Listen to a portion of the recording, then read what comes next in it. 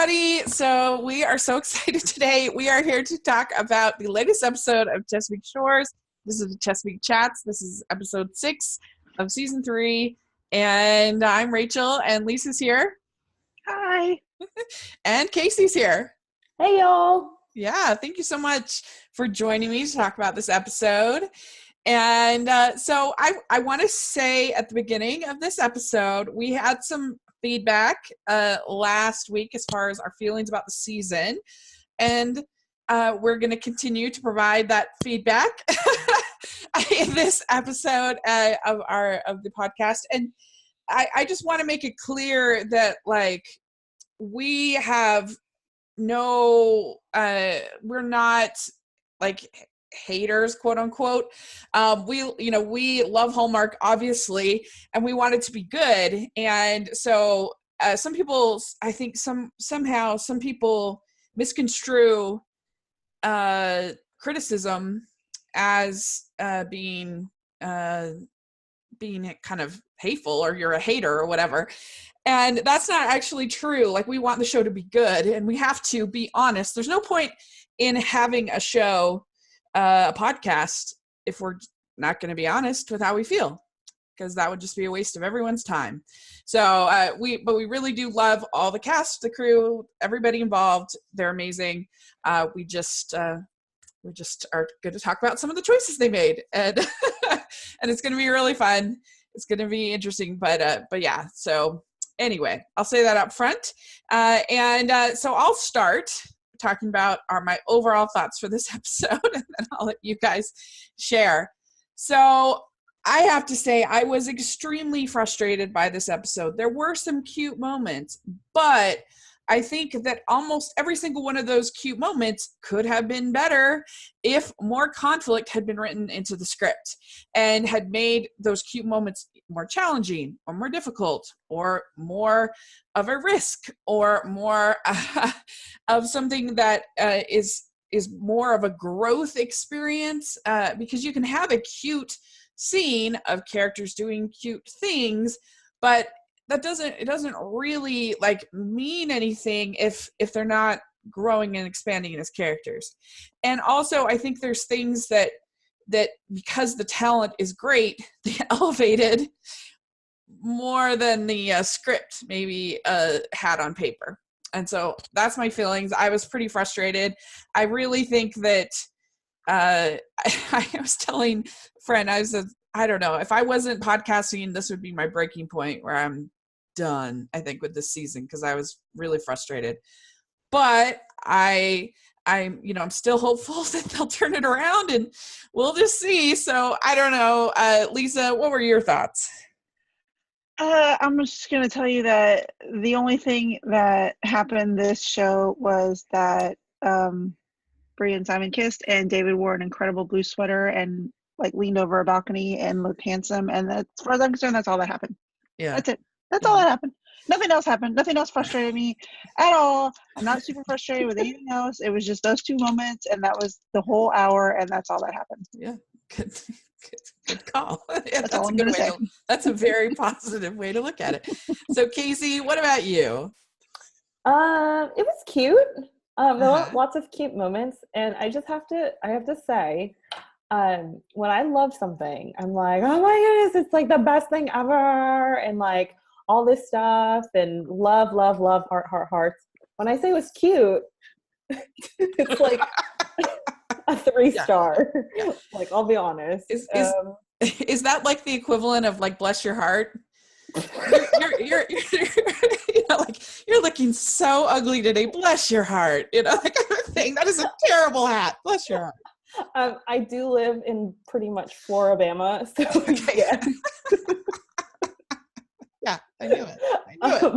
Very good. So, lots of cute moments, but I really, at this point, we're episode 6, I was really expecting some major conflict. We should be at this climactic point of an explosion about to happen, and it's not coming. It's you shake up the bottle of Sprite and you're just shaking it and shaking it and shaking it, and then you just unleash, you just twist the top just enough, and it's just yeah. that's yeah. It's like when that Mentos experiment goes wrong. You put all those Mentos in, you think it's going to shoot up, and you put them in, and then it just goes, ping, and you're like, yeah. And I feel so sad saying that because the cast is amazing. The thing about conflict is that it's not that you want your characters to be unlikable or to be harping at each other or kind of like conflict. That's not what we're talking about. We're talking about things happening to the characters that are challenging and them having to respond, and characters making mistakes and them having to forgive each other and or taking risks. So a character doesn't know how this is going to end, and so they take a risk, and so even things that could be conflict and be interesting, like Mick and Megan, their relationship, that could be an interesting conflict because they have all this past, all this history, but the way it was executed in the script was kind of just like, so how are you feeling? I'm feeling pretty good. How's it going? Like it wasn't done in a way that was really all that compelling. And the only reason that it was sold, we'll talk about it more, but the only reason it kind of worked as much as it did was because you have two actors that are at the top of their game that elevate something. But as far as the script themselves, it was pretty pedestrian. And it could have been written so that Mick is more conflicted and he's having to figure out how he feels, or Megan is more conflicted and having to figure out how she feels, instead of just being like, how are you doing? How's it going? It's like the vultures in Jungle Book, you know. It's like I ask you how you're doing, and you say, "Fine. How are you doing?" You know, it's like, yes. I don't know. That's the problem. That's what we're talking about here. So, do you agree? Yeah, I mean, it's frustrating considering from the first season, and I don't want to like jump right into Mick and Megan because you know we're going to go through the show, but it's just really frustrating because at the beginning, at the first season, we see a lot of like where they can't even really hold a conversation without fighting, and you can see all that like past like resentment and like all the stuff that happened before when they were a couple, and like none of their conversations ended well. They would always fight. I don't want to fight with you anymore. I don't want to, you know, just arguing and stuff like that. And you knew that there was a lot of history there, and we never got to know the history. I don't even really know why they broke up, other than he worked hard and she needed to make a choice, and but we don't know. And I'm like, let's get into that. I don't know. It's all very, you know, it's all just very calm now. I don't want calm. No. And also, there are at least 3 times in this episode where characters explain stuff that they did that sounded great and amazing, and let's do that and let's show it. And it boggles my mind that we need to spend all of this time with Trace and Abby drama when you could have had the Boston Pecs freaking out over Jess. Like, why are we not showing that? Why are we just hearing it? Why aren't we seeing Connor going around and snooping around and finding out all this fun info and like being a little sleuth guy like we know he is? Like, why are we just hearing them talk about it? That's boring. And so there's kind of they've just I feel kind of like everybody freaked out, and this could be totally wrong. I have no idea. But there's a side of me that wonders if they just got kind of spooked by the reaction to them killing off Jack on One Calls the Heart. And they were like, we're not going to do anything that will make anybody upset.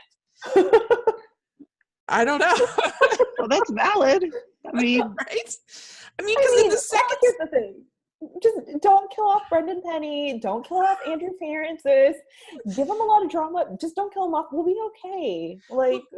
In all fairness, at least for me, I know I'm probably in the minority, but the problem wasn't them killing Jack.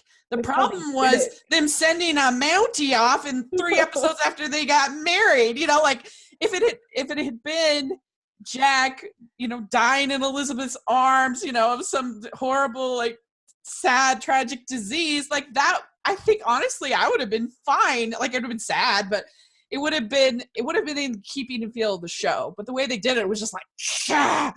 And so I I don't know. but that's a whole nother story.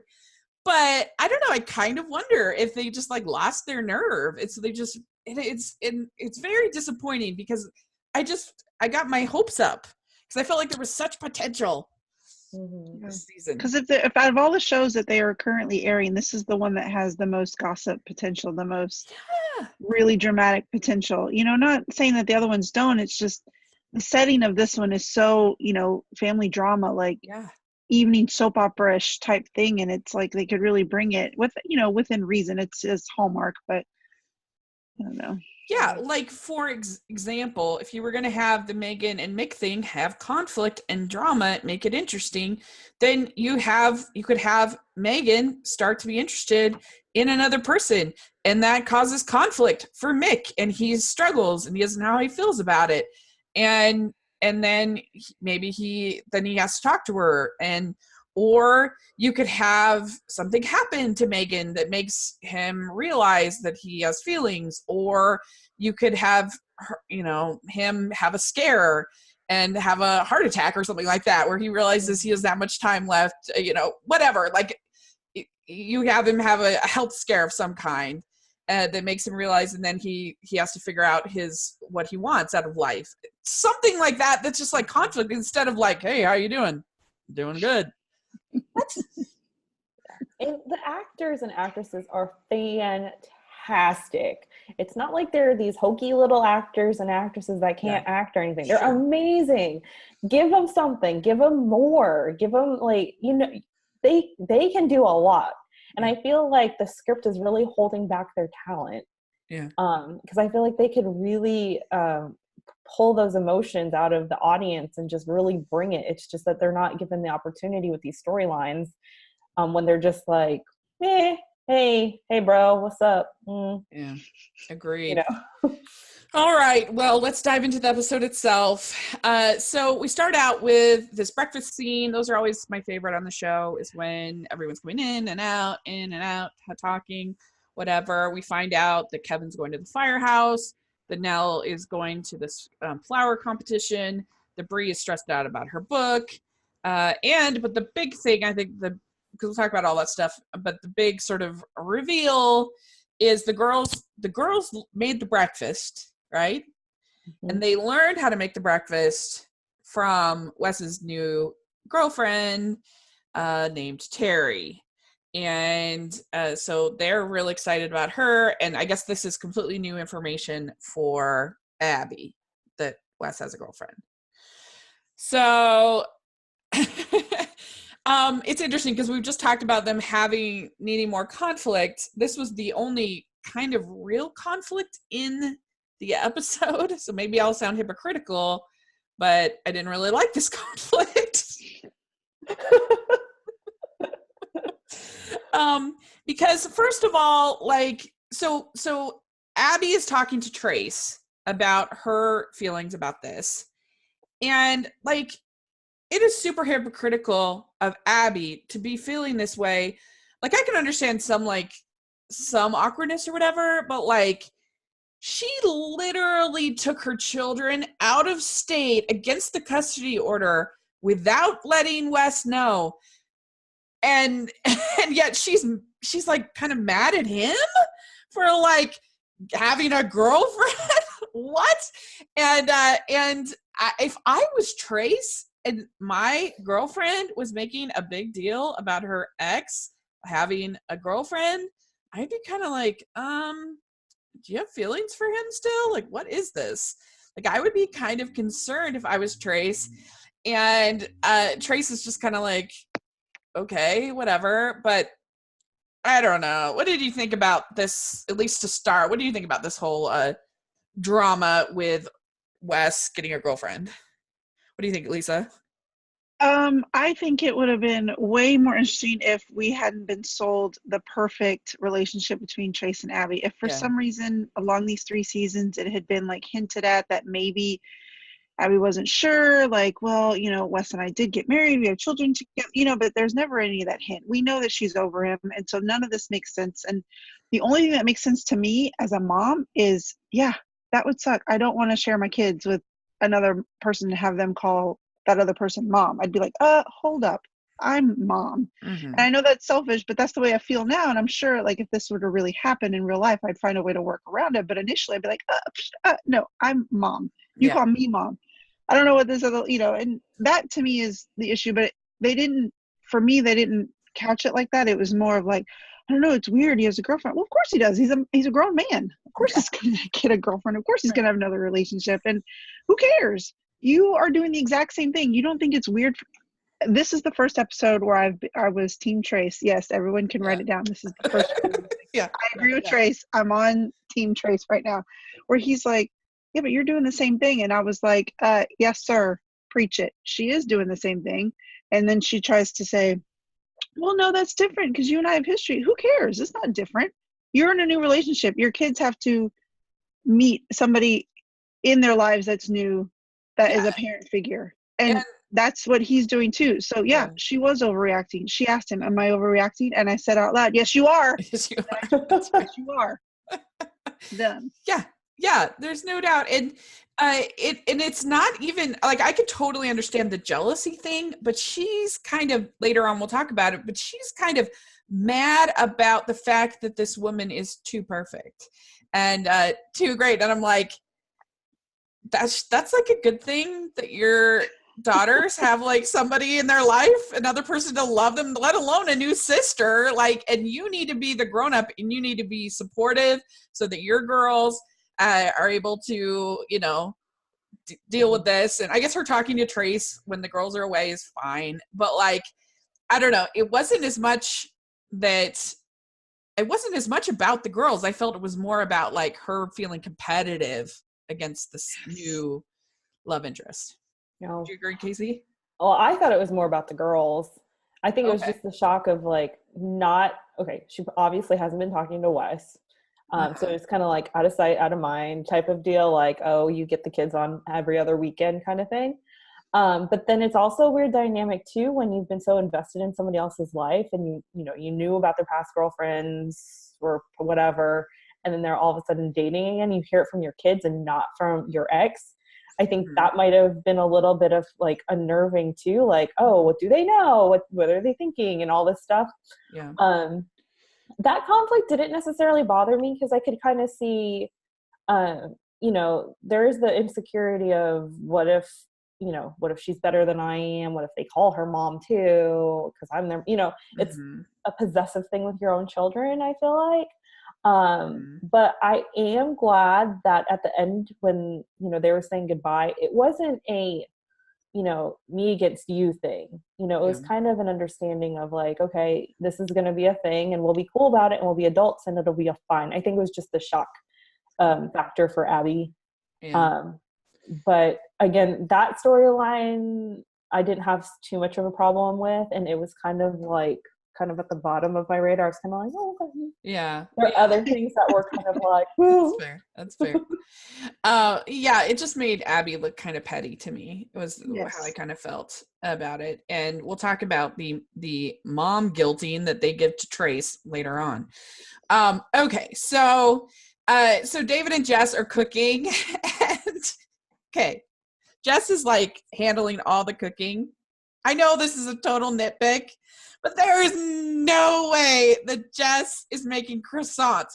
Croissants take like 2 days and you have to like pound the butter in and it's really hard. I've never even attempted it and it's like super hard. Like I think that they should have just done biscuits because biscuits anyone can make biscuits, right? Pillsbury. Like, give me a break. She's not making croissants and she's like taking them out of the oven. And so like, yeah, right. Yeah, okay. Anyway, sorry. But like, so basically the whole, like, I guess this is supposed to be conflict is that Jess is completely self-sufficient now. She doesn't need David, but of course she wants him around. And David is like, let's go on a date.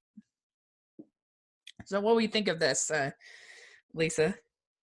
I'm glad. I mean, as much as I like, crazy brain Jess, I mean, I'm glad that they threw this little part into her character where she's like, maybe I don't need him like I did before. I don't need him to do every single thing in the B&B. She's learning how to cope on her own and maybe growing up a little bit. And maybe that whole thing in Boston was the catalyst for her realizing, hey, I can do stuff on my own and I don't need anybody, but I do want him around, like you said. So I was glad for it. I mean, I didn't want it to be, I don't want it to be a long drawn out thing, as much as I aim for conflict. I want it to be real conflict, not, no, I'll cook the croissants. No, I'll bake the croissants. I don't want it to be that conflict.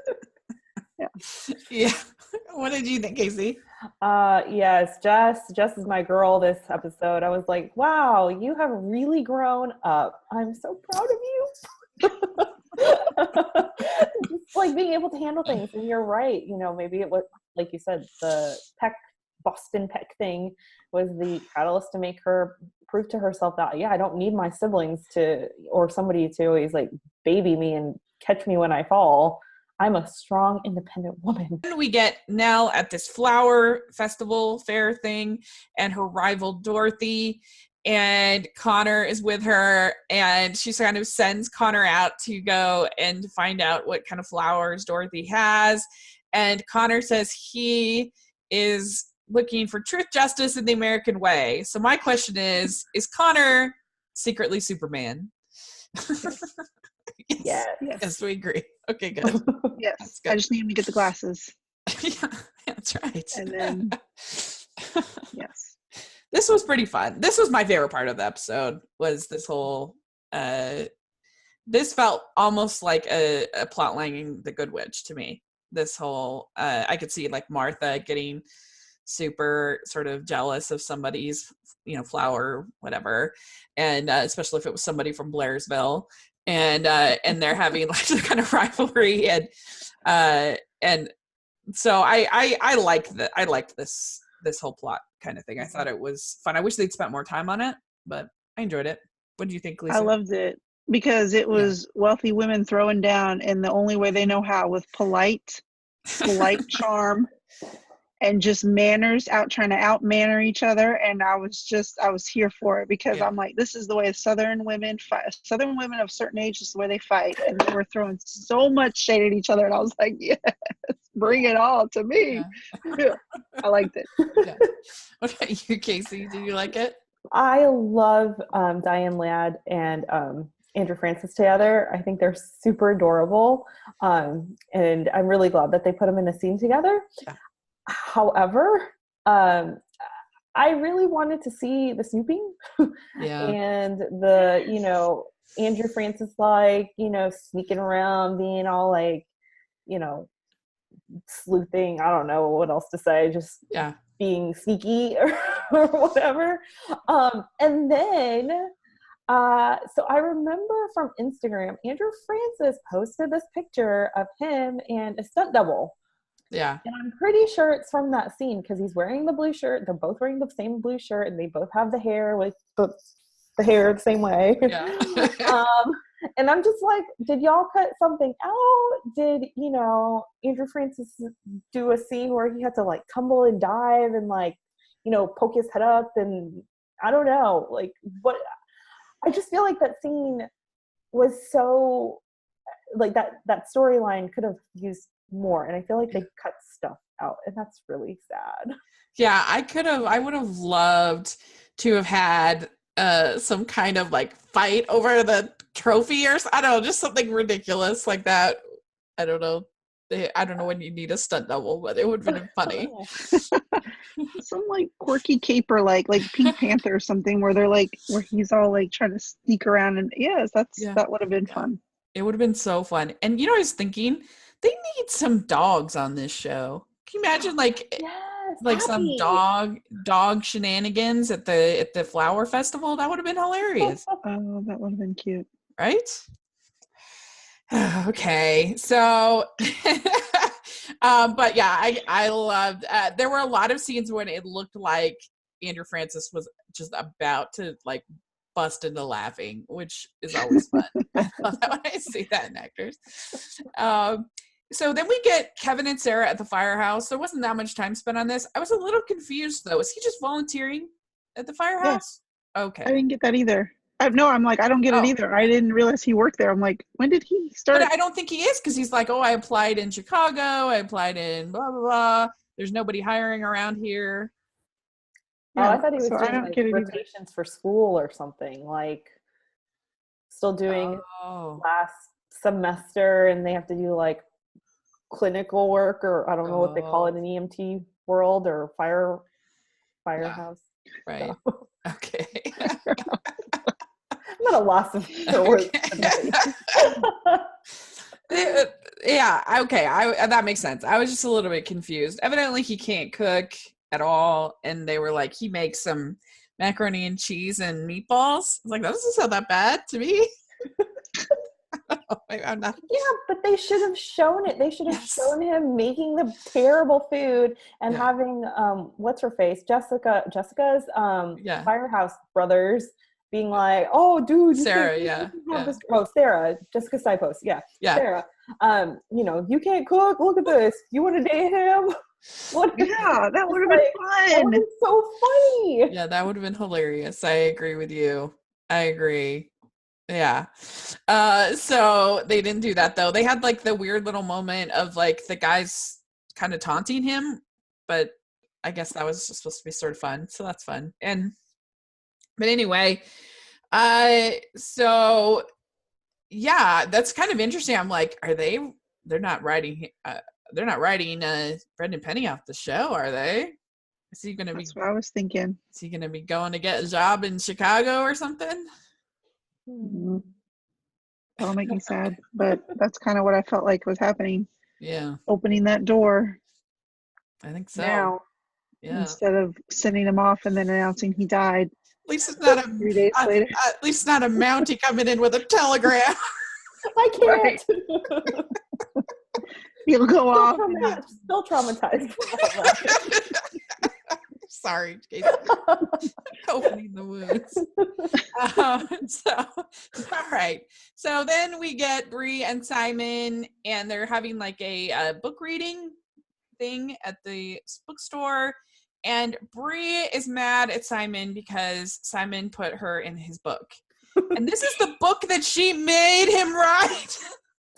And I was just like, oh my gosh, I hate Bree. Like, Bree's being such a brat, and it's not the actress's fault. I'm just so tired of her being ridiculous. Like, she's a writer, like, and she's literally put all these people that she knows into her stories, and I don't know, like, and she has been nothing but like unsupportive about Simon's writing. And he has been nothing but like super duper supportive about her writing. And I don't know. I'm not a big fan of the Bree and Simon. I like the actors, but I just don't think it's being handled very well. I don't know, Lisa, your thoughts? I like the potential of them, Yeah. but one of the note that I wrote was Bree. And I'm sorry because I love the character. My favorite characters are Bree and Jess. There, I said it. Uh-huh. So this was painful to write, but my note said Bree is turning neurotic, and it's kind of getting annoying because it's just too much flying around going, oh my god, the manuscript. Okay, settle down. This is what you do. This is your job. You chose to do this, so just do it. But that scene started out really cute because now I can't say what I want to say because this is Hallmark World, so I'll say that Simon was giving her serious let's kiss eyes. Yeah. The whole time she was talking. And I was like, yes. And every time they panned to him, I was like, yeah, there they are. He's just staring at her and giving her, come kiss me eyes. And I was into it. And then all of a sudden she like blew up at him on stage. And I'm like, what?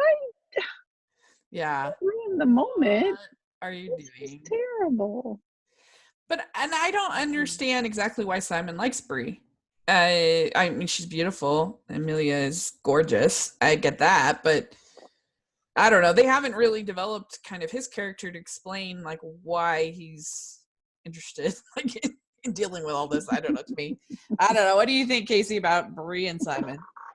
Yeah, I'm starting to lose the touch. Like, I'm starting to lose the feels for them. Yeah. Sad.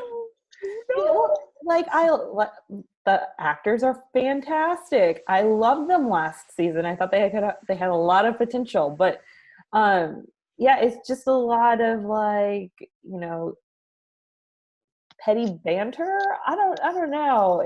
There's not there's not a whole lot of conflict there for me, especially in the developing relationship. And it's kind of like, I like you, you like me. What are we going to do about that? I don't know. Yeah. Let's kiss. Sure. Edit my book. I don't like your edits. I don't like the fact that you used Martin in your book. It's like, ugh. Yeah, I agree. Oh. I don't know. So, all right, and then we get Megan and Mick walking, and she just flat out asks him, "Is this a date?" Which seemed pretty bold of her. But I don't know. I just feel like that could have been more interesting. No conflict, no build up, no intrigue, no what does he feel? He was just kind of like, I don't know. Yeah, he just walks off. I don't know. It's like, it was very much like, where do you want to go to dinner? I don't know. Where do you want to go to dinner? I don't know. Where do you want to go to dinner? Look, somebody just decide. You know what? I realized this whole show is somebody better poop or get off the pot. Right. Yeah. Agreed. Yeah. That was like a carrot in front of the horse for me, because I was like, oh, there's another Mick and Megan scene. We're going to have like something. I was like, do. It's like, and then there was another scene and I was like, oh, maybe something else is going to happen between them. Maybe they'll be like, I left you because da-da-da-da-da, and we're going to find this huge secret that they've been keeping in. Nope. Just chilling. Yeah. Just sitting there like, hey, we're just exes and we're good with that. Yeah. And then we get Trace's dad is retiring, and Trace is pretty hard on his dad and is just like, oh, your mom needs you home. You're spending too much time at the office. And like, honestly, in my experience of a lot of couples that I've seen retired, like it's kind of an adjustment. And like the wife oftentimes is like, I can't handle you at the house all the time. Like, go away. And so, like, I think Trace is making an assumption here that, like, his mother, have we ever met Trace's mother? Yes. Yeah. Okay, I forgot. First season. Okay, but he might be making an assumption here that she wants him at home more. But I don't know. This was fine for me. This Trace and his dad. I didn't understand it. I didn't understand the point. We haven't seen or heard from Trace's dad in a very long time. And I'm like, all that time on that, we could have watched Connor skulk around looking for plants. We could have had Boston Pecs arguing about where's David is coming back. We could have had something else. And I mean, I get it. I get that all of this little side conversations Trace is having with various men in Chesapeake Shores are to establish that he's going to pick family over music, but I don't think we need that. We know he's going to pick family over music because he's the perfect guy who's always making the right choices. I don't think we need all these little filler bits. Yeah. I mean, maybe we should just talk about this here, because here's the thing is that like there used to be this whole thing on the Cosby Show where Elvin would say really like things like, why aren't you working? Why aren't you at home? How are you able to, it would say these kind of things that were like really outdated, right? To try to kind of make it like he wasn't trying to make Claire feel guilty, but like he was from this old fashioned perspective and she was from this working mom who could balance everything and was perfect. And I feel like in this show, they are doing that with Trace, but like he's not it's like working mom guilt for like a boyfriend of a character. Like what? Like he has been so like there for like, just because you're supposed to balance work and home life is the priority doesn't mean that work doesn't matter, and that like work should never be the priority, and that you should never pick work, and that all of your dreams with your career should just be flushed down the tube. It's not like just because Clara Huxtable had 5 children that she should just be like, sorry, law degree, bye-bye. Like that's not the way that like we work. Like, especially if we're super rich. Like if we're super rich, like we have lots of options with childcare and like making everybody happy and dealing with it and all this stuff. And so like I can't, like he is feeling so bad about missing a snipe hunt that's not even like a scheduled event. It's not even like, it's, you know, like, because you have in these kind of movies all the time where like there'll be like the big recital, right? Mm-hmm. And like the working dad's like, I really can't be here now, and he'd like storm out of the conference room, and I'm going to be with my family, blah blah blah, and that's great. But this isn't even like that. This is just like, hey, we're hanging out on a Friday night and you're not here. Or you could be literally recording your entire album with your band that's made a commitment. Like, I don't know. I felt frustrated by this whole plot line. I'm like, he is not even married to this woman, and he is expected to abandon his entire career. I don't know. Casey, what do you think? Yes. Yeah. It's not like, okay, he's not like a Taylor Swift where he's going to be doing tours around the country for like, you know, a straight 10 months.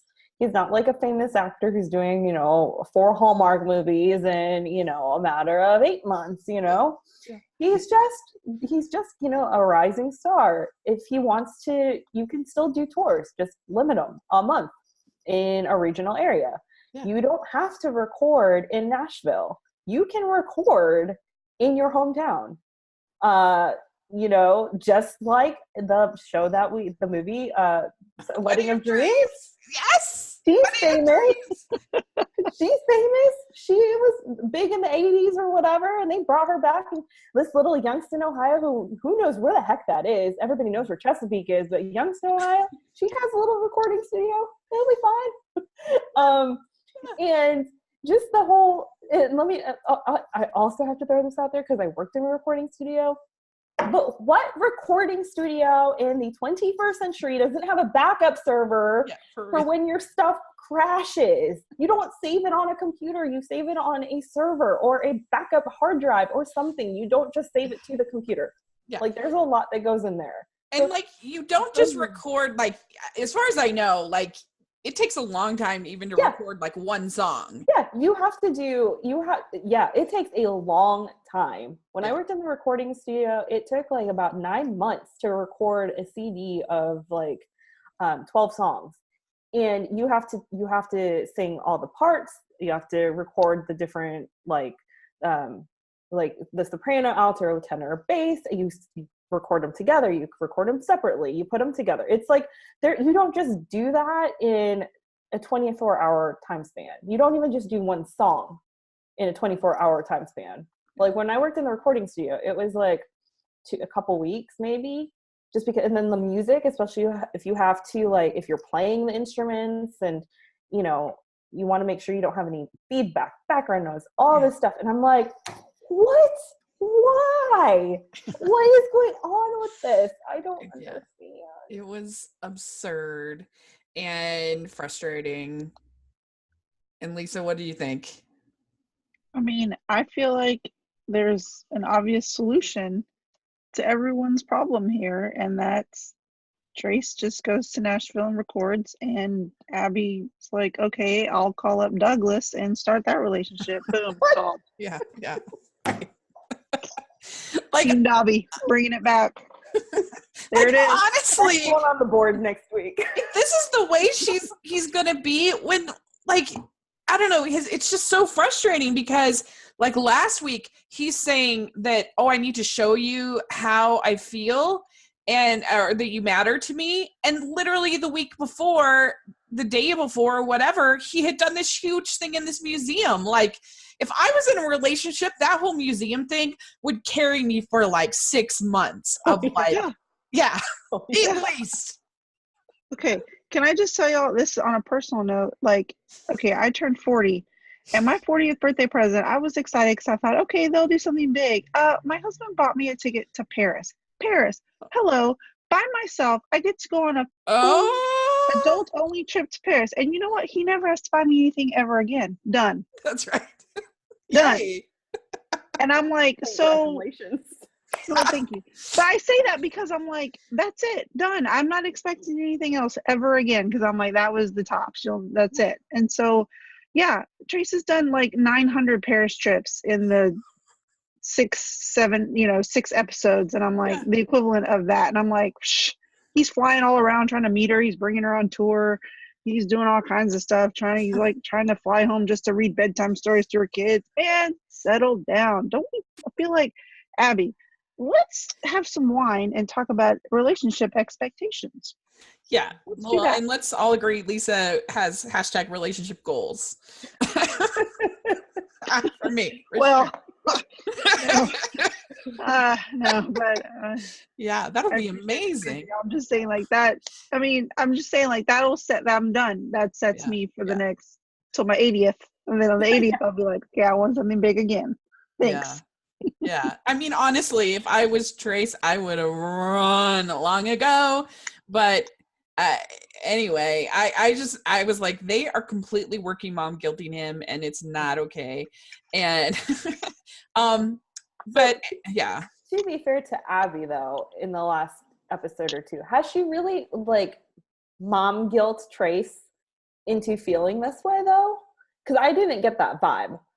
I feel like this is all him personally, internal, like his internal guilt. Because I just haven't seen Abby go, oh, Trace, I just wish you could go snipe hunting with the girls. It would just break their hearts. I mean, you know what I'm saying? Like, interesting point. You know, we did have that moment in Dallas where she was a little like depressed, which I guess I can understand. But I mean, I haven't really seen her, you know, guilting Trace. They feel like Trace is more self-inflicting the guilt.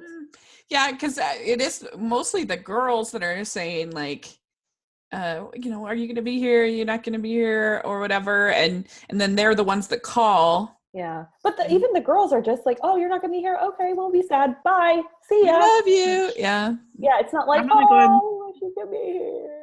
I'm going to go ahead and say that's false because my kids are about the same age and they couldn't care less. They're like, oh, yeah. Okay, bye. Also, I'm like, oh, okay. See ya. Also, I don't know if these people really understand what a snipe hunt is, because a snipe hunt is a prank. It's a joke. Right. They're scheduling them on the regular. They're like, hey, we're going to do this again. It's not like a hobby.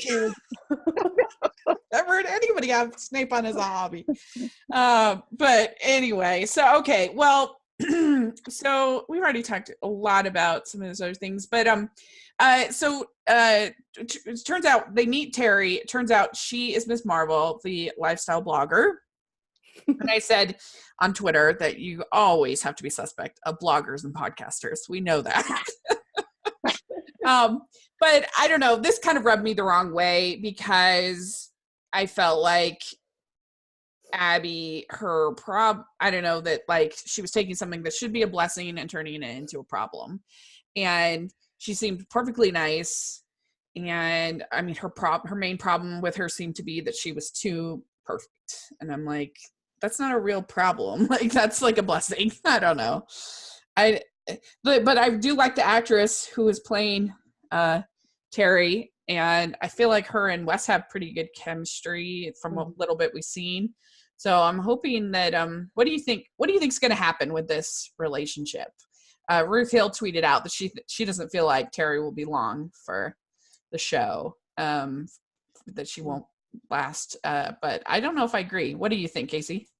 Oh, I thought they were going to get married. They had a cute little, family right there. Yeah. Brady Bunch family with the daughter and all that. And she did seem perfectly nice, and she initiated a hug, and she didn't seem malicious, and I didn't get any red flags from her. I mean, I was expecting the red flags. I was expecting her to be like Gabrielle, the first girlfriend, and maybe that's why Abby's like apprehensive because of Wes's terrible track record. I mean, aside from like, I forgot about that, Gabrielle. So what felonies has this one committed, Wes? Way to bring her in. Yeah. She seems super nice to me as well. And just from this season, I would be shocked if they all of a sudden throw in some conflict like that with like Terry being some horrible person. I don't see that happening, but who knows? Maybe Ruth will be right.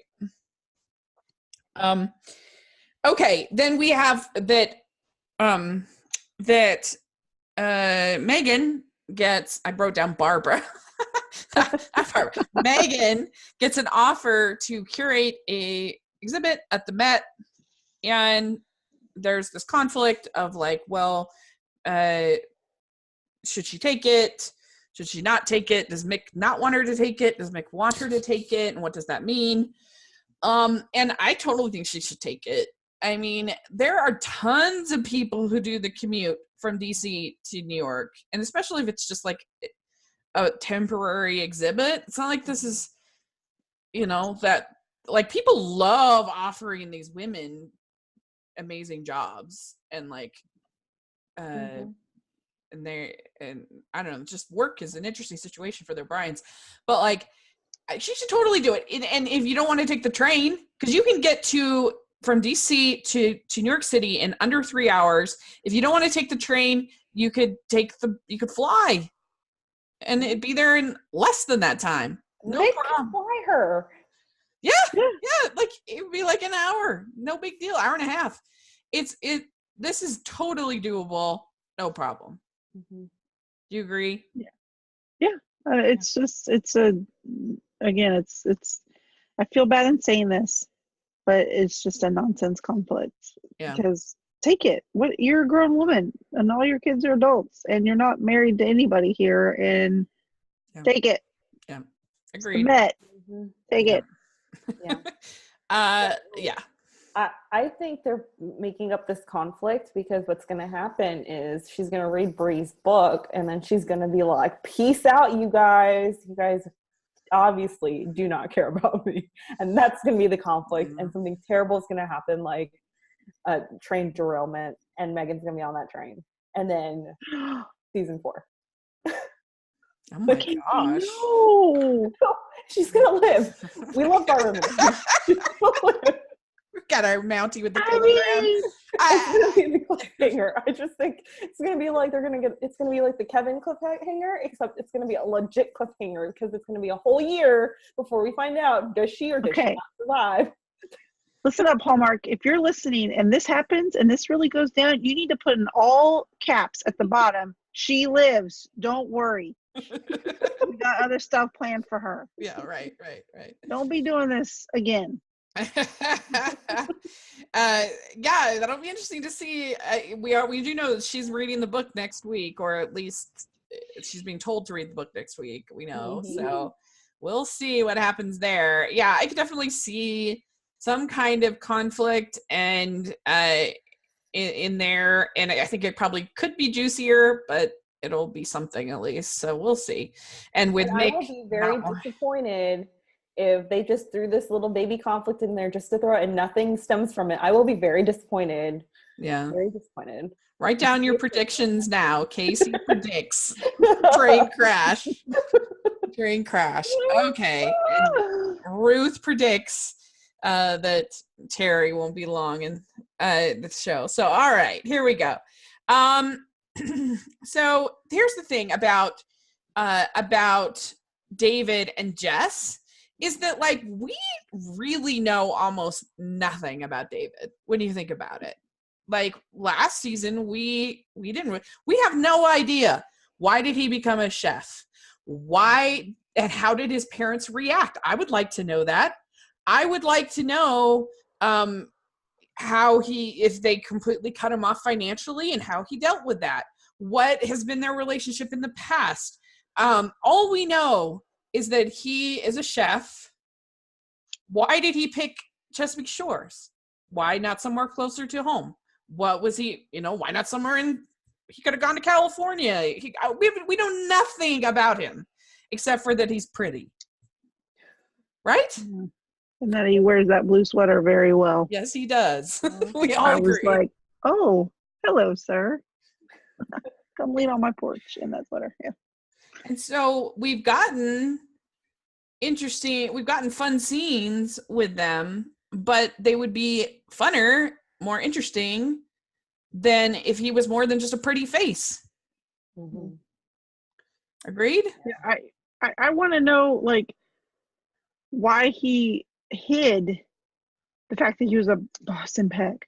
for so long. Like, there's the part, second season when he was actively trying to get Jess not to figure out who he was or where he was. He was just like, oh yeah, he's very secretive. And for a while there, you're like, well, what is he? Is like an arms dealer? Is he like a secret spy? Like, what's happening here? And you find out, oh, he's just really wealthy. Yeah. I'm like, well, and I'd like to know, how does he feel? Like, what does he like to do is for his job? Why does he like cooking? Is that what he wants to do? Or does he just literally want to be sort of the manservant of Jess his whole life? Like, what is going Yeah. I don't know. It's just not interesting. And it's cute, but it's not interesting. We got this scene where they're all eating dinner, which was a really nice scene. And the rich people in their dinner parties are always so envious. But it felt like it should be the end of the episode. It was a little oddly structured, right? Because like Nick is giving this toast. May you always be healthy, and may your home always be too small to hold all of your friends. And he gives this toast. And it felt like that. I thought it was just sort of odd being in the middle of the episode, because that felt like such an ending kind of a thing to me. But it was a cute moment. I liked that. And everybody's happy and the family's happy. And so, yeah, and Wes and Terry were there. Everybody's there. So, I don't know.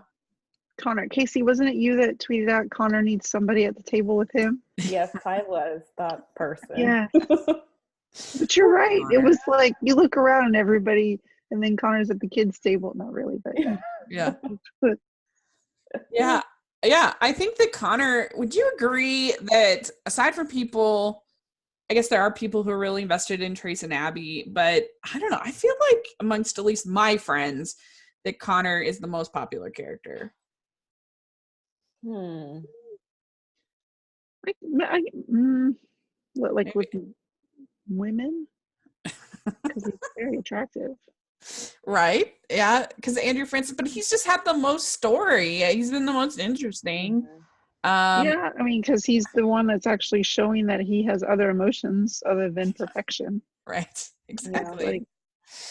Yeah, I don't know. Who knows? We'll see. Let us know in the comments. Yeah, I feel like there are a lot of Jess and David fans too. I think they're starting creeping up on Traby. Right. So anyway, Simon tells Bree, I like your writing, but more than that, I like you, and I don't want to give that up. And my question was, why does he like Bree? I'm sorry, that just made me laugh. You're like, why? I really don't know.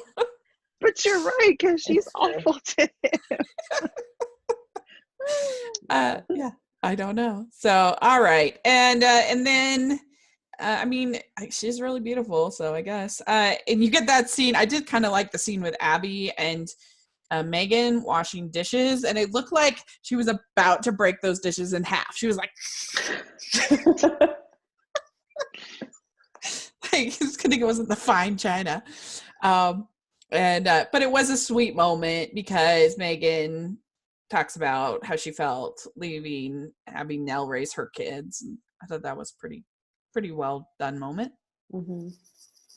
Agree? Yeah, very short-lived, though. Yeah, it was short-lived. Hey, I take what I can get.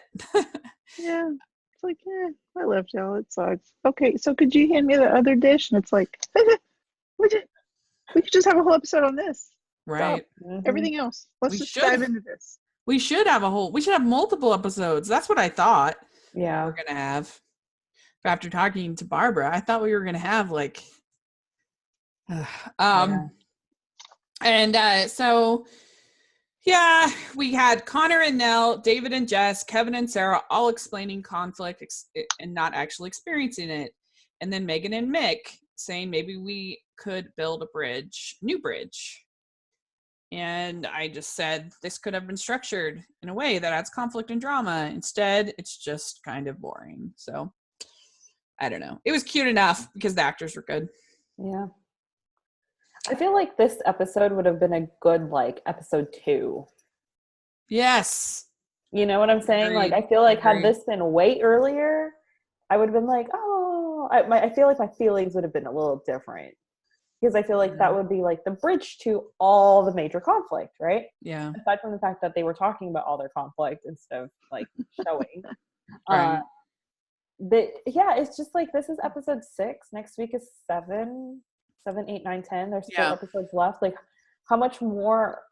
I mean, unless they're gonna literally bomb drop something, like what else is there gonna be? We're gonna talk about the book. Megan's gonna cry and leave, and then the end. Like, I'm just kind of like, because if we think about like previous seasons, we had like conflict in Kevin getting injured and dealing, and then with Georgia, that was like decent. At least you had Trace dealing with his accident and not wanting to go out on the road again because he felt he had this remorse, and would his band members be able to forgive him? Like, that was at least something, and he had conflict with his dad. And then you had the I mean, even if it was ridiculous, you still had Nell and Dylan O'Malley. It was something. And you had the Megan and Jess was a really big one. Yes, and you had Connor with his job. And what is he going to do? Is he going to quit the job? And how's that going to feel? And how's his dad going to react to that? I can't think of anything out of all those things that I just said. I can't think of a single thing that even comes close to being as compelling this season as any of those plot points. Yeah. Right? Okay. So we did get a cute moment between Nell and Dorothy. They get their prizes, their rewards, and Connor's kind of watching on. He's afraid that she's going to like expose Dorothy. But she just says, it's not trophies or the ribbons, it's the friendships that are the true rewards of life. So that was cute, I thought. Yeah, I thought it was cute. And then we did get 2 cute kisses. I like David and Jess with their sort of walking kiss. It was like a moving kiss. That was fun. I enjoyed that. And then we get the kiss with Simon. He says, there's only one clever thing to do, and it doesn't involve words. That was pretty good. You like that, Lisa? I watched it way too many times for it to be healthy. And then SC Home sent out that little clip of it, and I sure did right click and save and watch it a bunch more. And I'll tell you why. I mean, it's not like they're my super most favorite. They're my second favorite after David and Jess. Because earlier I said, this show is a lot about, okay, Pooper, get off the pot. And he did. He was like, all right, I'm doing it. And he just walked right up to her and just did it. And I'm like, that's what we need. Yeah. We need some decision making. We need this is it. We're doing it. Yeah. Whatever it is, whether it's, we're going to, I don't know, take the boat out, whatever it is, just make a decision and let's run with it. And we'll deal with the consequences later. Everyone's like, just, pussyfooting around trying to make everything perfect. And I'm like, just do it. And he did it. And it was great. And I watched it. Yeah, it was fun. Bunch times. Do you like that, Casey? Yeah. I mean, it was cute. I will give him that. It was, I just need some more. Yeah, agreed. Okay, good. And so then you have Trace inviting his dad to the baseball game, and says he understands and he wants to be a good father to the girls, and that's really cute. And that's why I would be shocked if like Abby, and after all of this, I would be so surprised if they end up breaking up in any kind of meaningful way. Trace and Abby, like, that would be super mean after him like devoting himself to like these children like this. Like, that would be pretty mean. So that, I don't feel like it would make sense with the writing. And and so and then we just ends with Megan joining Mick on the boat. And I guess that Mick and Connor have been like working on the boat. Like, is it finished? He said he's like bringing in a crane to like do some final stuff and then it would be ready. And I'm like, I wish we could have seen that. Yeah. All their conversations, healing the wounds while working on the boat and drinking beers and agreed. Yeah. But anyway, they're on there, and then we get a final scene with Abby and Terry shaking hands. I also forgot to say, I thought it was super hypocritical of Jess to be casting shade on Terry before she's even met her, when she had just been super critical of the Pecks for prejudging her and thinking she wasn't good enough for their son, you think she'd be the one to be like, Abby, give her a shot. Like, maybe they're in love. Like, believe in true love. Good call. Yeah. Good catch. Anyway, there you go. So they shake hands, and we will see where it all goes. And next week, the big thing is the reveal of the book for Megan. So we'll see how she responds. I mean, the book. Which version of the 700 that Bree's been toting around town? I wonder which one. I think it's going to be draft 4. Gonna get her. Do what? Draft 4. It's draft 4. Yeah. Yeah. I don't know. This book sounds super boring. I'm not convinced. Like, with this Wallace the fisherman, whatever, that likes flounder, it doesn't sound too exciting for me, but hopefully it will be good.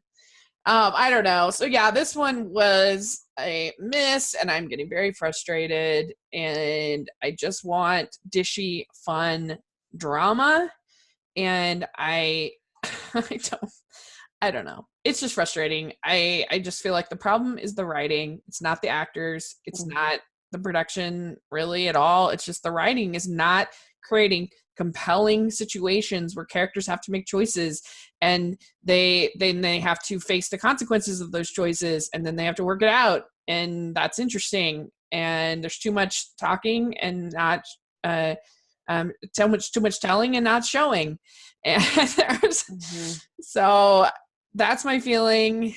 So sorry about that. So let us know in the comment section if you disagree with us, if you're really enjoying this season. Please explain to us why. We'd love to know, and maybe what we're missing. And also, let us know on Twitter what you think of what we've said and how we broke down the episode. And if you saw things differently, we'd love to hear, right? Oh, yeah. Yeah, exactly. Tell us how many times you watched that Bree Simon kiss. Okay, thanks. Yes. So there you go. And so thank you so much for joining me to talk about this one. We still had a lot of fun. I had a lot of fun, so I appreciate it. And so, Lisa, where can people find you? I am on Instagram and Twitter as Girl Gone Hallmark. Great. And Casey, what about you? You can find me on Twitter at Hallmark My Words. Great. And you can find me at Rachel's Reviews on iTunes and on YouTube. And make sure you're following the podcast at Hallmarkies Pod on Instagram and on Twitter. And if you can put in your reviews on iTunes, we really, really appreciate it, because that helps more people to find us. And on Stitcher and other things. If you're watching on YouTube, give us a thumbs up. We really appreciate that. And we hope you enjoyed our interview this week on Monday with Tyler Walzak, who is an amazing cinematographer. That was so much fun for me. I've always wanted to talk to a cinematographer, so I had a ball doing that. I hope you enjoy it. And then we talked about the Garage Sale Mysteries with Ruth Hill on the regular podcast episode. So hope you enjoyed that. So lots of fun stuff. This weekend on Hallmark Channel, we have Love and Design with Danica McKellar and Andrew Walker. So we're all very excited for that, for sure. And so that one should be a highlight of the year, hopefully. And so let us know again what you think, and we'll see you all next week. Bye. Bye.